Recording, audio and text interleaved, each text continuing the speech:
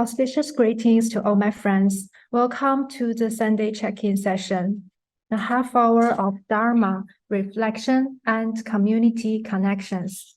So if you are a new member, please accept our wholehearted welcome. If you have any questions about our practices and topics, we are all here to help. If you are a regular, welcome back. It is customary in Australia to begin any meetings by acknowledging the traditional owners of our land.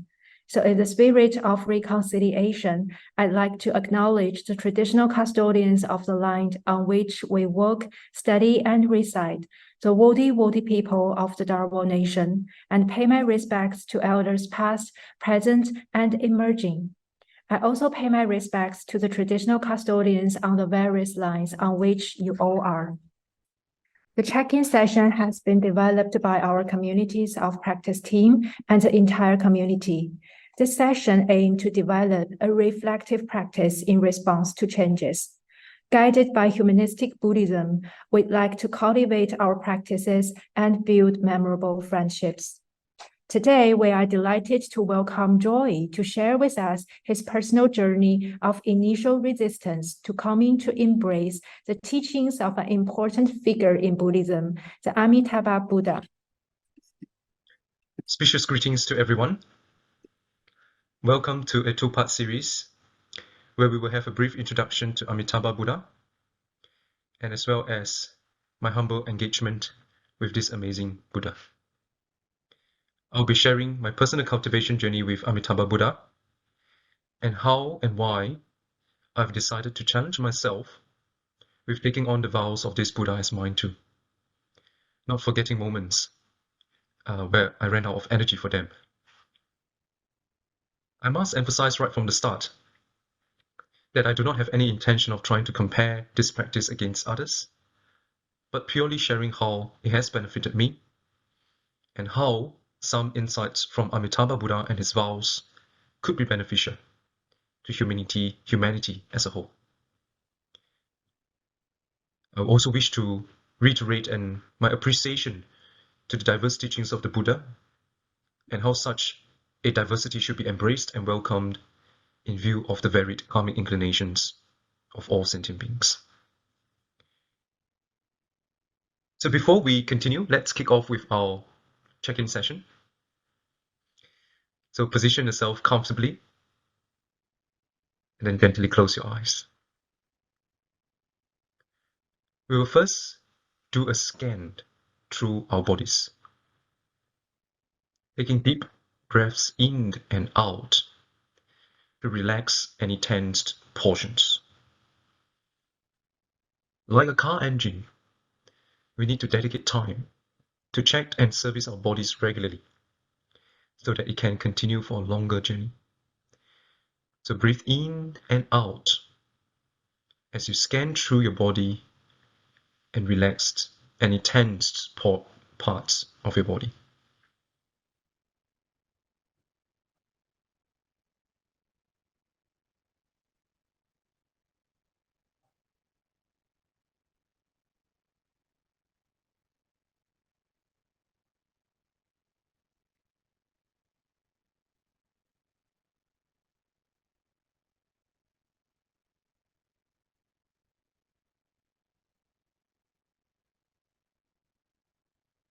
With your body fully relaxed, let us spend some moments sharing love to the billions of cells working effortlessly to maintain this amazing bioecosystem.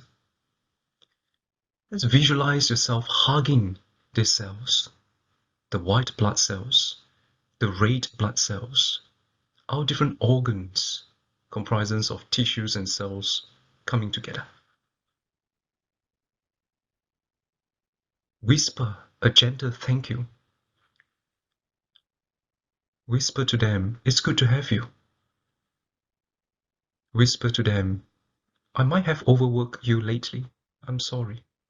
I'll take good care of you. We are in this together.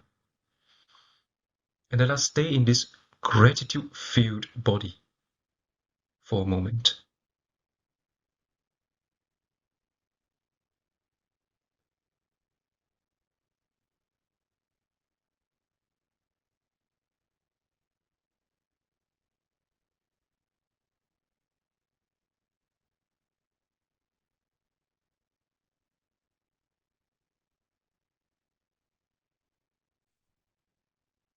With your mind filled with gratitude to this body of ours, let us smile gently to yourself.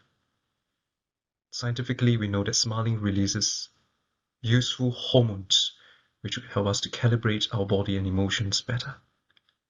So for the final 10 seconds of this check-in, let's smile to ourselves.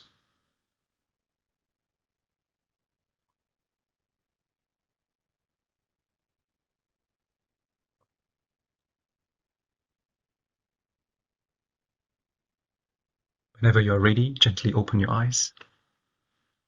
And we're now ready for the session. I was first introduced to the Amitabha Buddha during my university days. I was following a group of practitioners reciting the Amitabha Sutra and the Amitabha Buddha's name. My initial assessment then was that it was a simple set of teachings and not quite suit the desire that I have for teachings that are more profound and abstract. It was not until I read the commentaries written by some of the Pure Land patriarchs, particularly Master O.E., whose commentary requires further commentaries for me to really understand, as well as the Infinite Life Sutra, then I concluded what an ignorant mind I had. Now, in my personal practice, I carry with me the Amitabha Buddha's name almost all the time, except for ignorant moments where the mind is filled with greed, anger, and ignorance.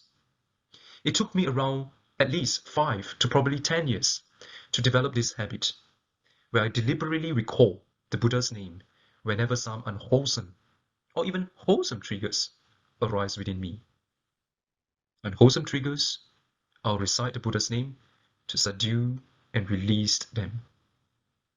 Wholesome triggers, I'll also recite the Buddha's name to dedicate the merits to all.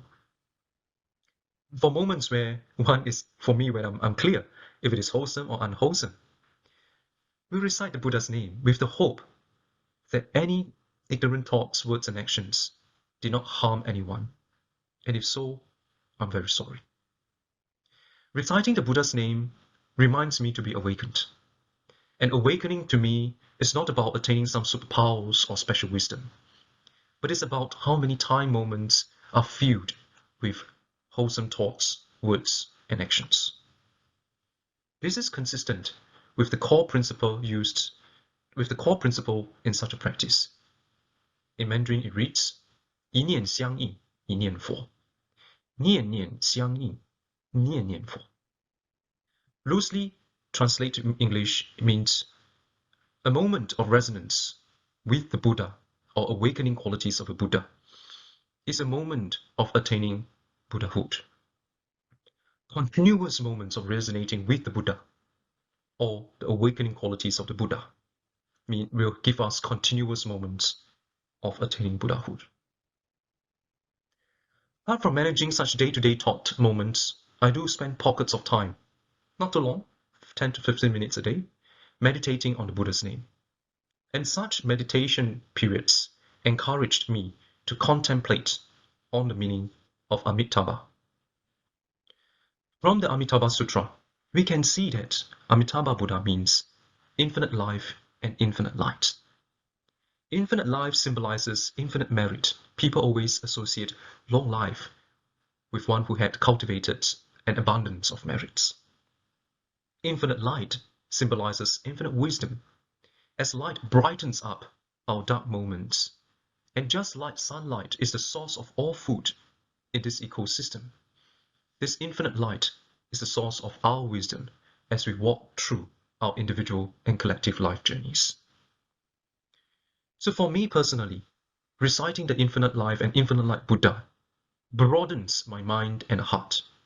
And let me share some examples on my personal contemplation on the Buddha of infinite life and infinite light. When I bring my mind to infinite life, it arises within me a strong sense of patience and endurance. This is extremely powerful. Whenever I fail to deliver a task, low in energy, low in motivation becomes inevitable. I'll tell myself, no worries, work hard to improve, and we'll come back and try again in the future.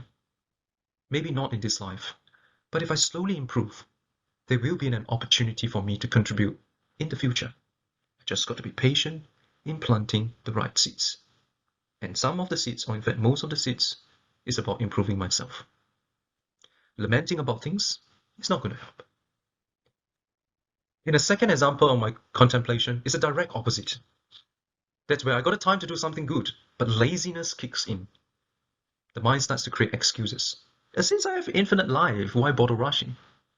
This is where reciting the Buddha's name reminds me of the core 48 vows that Amitabha Buddha has made, and the vow in me to follow the footsteps of the Amitabha Buddha.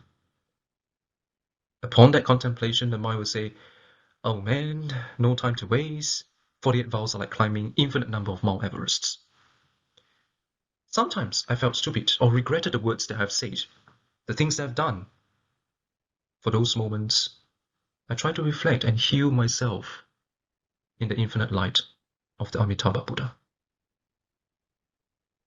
And there are also moments where the mind reaches into the hearts and minds of those people suffering across the world.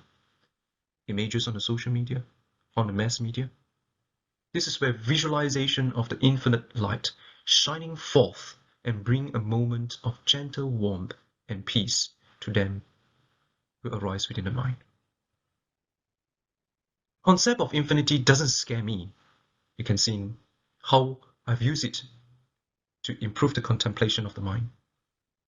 It encourages me to embrace beings, physical objects, phenomena that are not limited to my physical body. It taught me to step away from my ego. It allows me to see the infinite possibilities of the future, for which each possibility is driven by the seeds of the causes that we are planting today. The concept of infinity also enables me to gradually build up my internal strength, resilience, and endurance. I have not yet perfected them, but it allows me to build a strong foundation where I can position my mind on. Whenever I feel like giving up, and trust me, such thoughts do arise a lot of times, I read this paragraph from the Infinite Life Sutra. That time, so the paragraph reads, at that time, the Buddha looks for a Raja. This is the Buddha who is the teacher to Amitabha Buddha, where Amitabha Buddha was still a monk.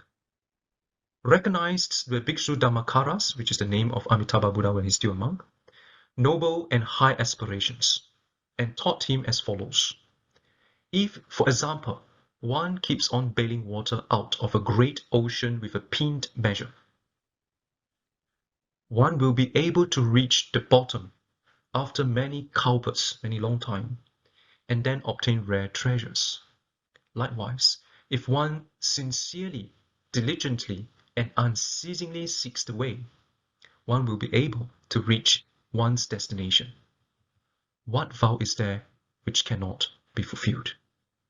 On 3 points in my sharing so far, how I've used the Buddha's name in calibrating my mind, what does Amitabha Buddha mean to me, and what thoughts arise within me when I contemplate on Amitabha Buddha. Now, before we commence into the conversation segment, I'll just do a short demonstration on how I perform my daily routine on Buddha's name recitation. So if you want to follow, please feel free to follow.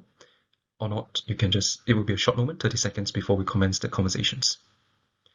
So I'll gently close my eyes. I take a deep breath in and I'll recite A, Mi, To, Fo. Then I breathe in again and then out.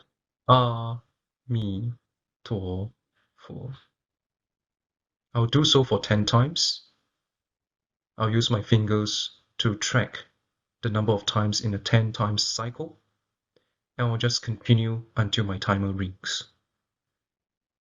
So that's my simple practice. So let's proceed with the conversation. The conversation is, what thoughts did the name Amitabha Buddha, Buddha of infinite life and light, arise within you?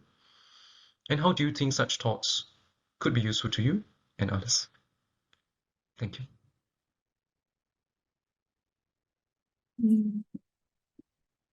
Okay, thank you, Joey, for sharing with us your personal reflections and affinities with the Amitabha Buddha.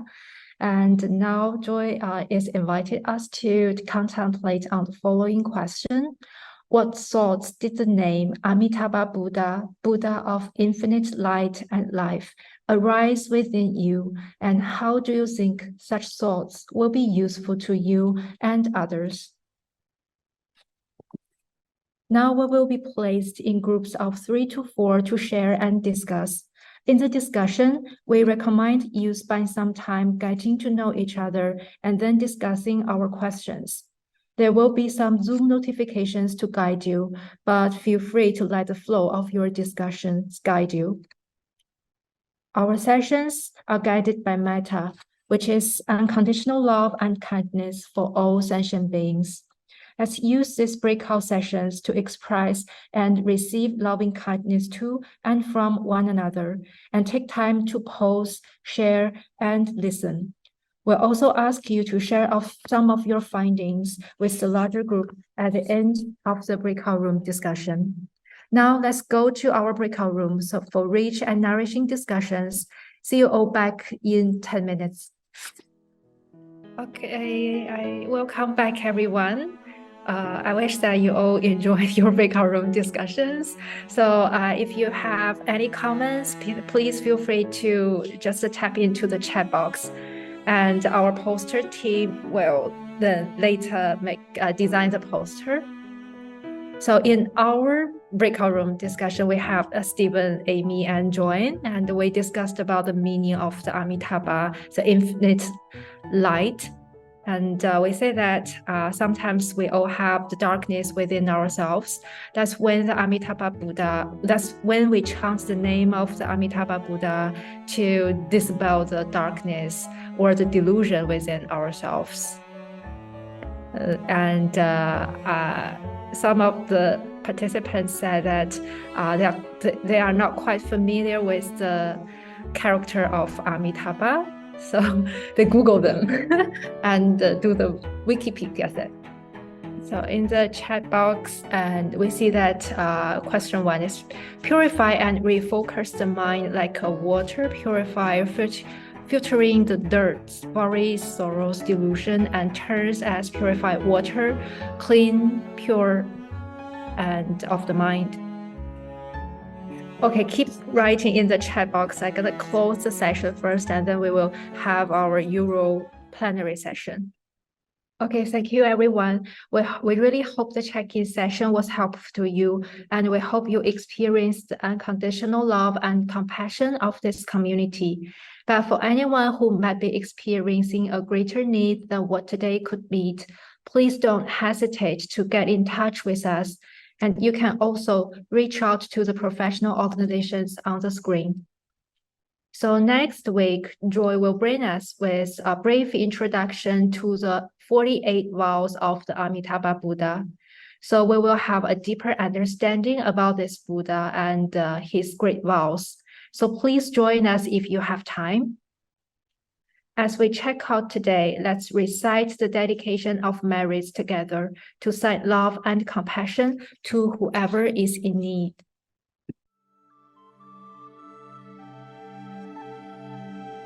Let us now dedicate the goodness of what you have done to all living beings. May kindness, compassion, joy, and equanimity pervade all worlds. May we cherish and build affinities to benefit all beings. May Chan, Pure Land, and precepts inspire equality and patience. May our gratitude and humility give rise to great vows.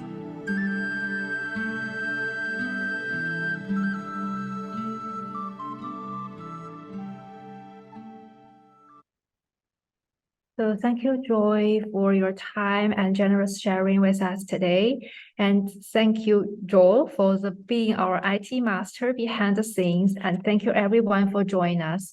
Now we will have our Euro plenary session. So please stay around if you have time. Otherwise, see you all again next week at 11 a.m.